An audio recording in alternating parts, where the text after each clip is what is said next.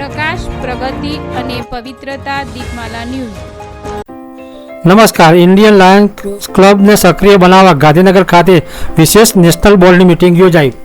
ગાંધીનગર ખાતે તારીખ 24મી મે 2026ના રોજ રાધેશ્યામ યાદવની પર્સનલ ઓફિસ ખાતે ઇન્ડિયન લાયન્સ ક્લબને ફરીથી સક્રિય અને સંગઠિત બનાવવા વિશેષ નેશનલ બોર્ડની મિટિંગ યોજાઈ હતી.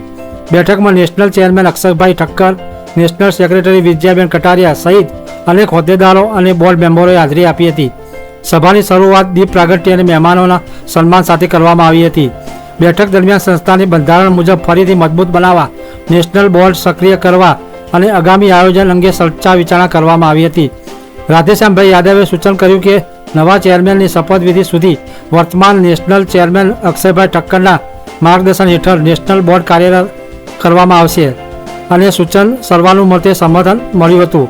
બેઠકમાં સર્વાનુમતે નિર્ણય લેવાયો હતો કે 100 જૂન 2026ના રોજ સવારે નેશનલ બોર્ડ બેઠક અને સાંજે ઇન્ડિયન લાયન્સ સંમેલન ગાંધીનગર ક્લબની શપથવિધિ યોજાશે.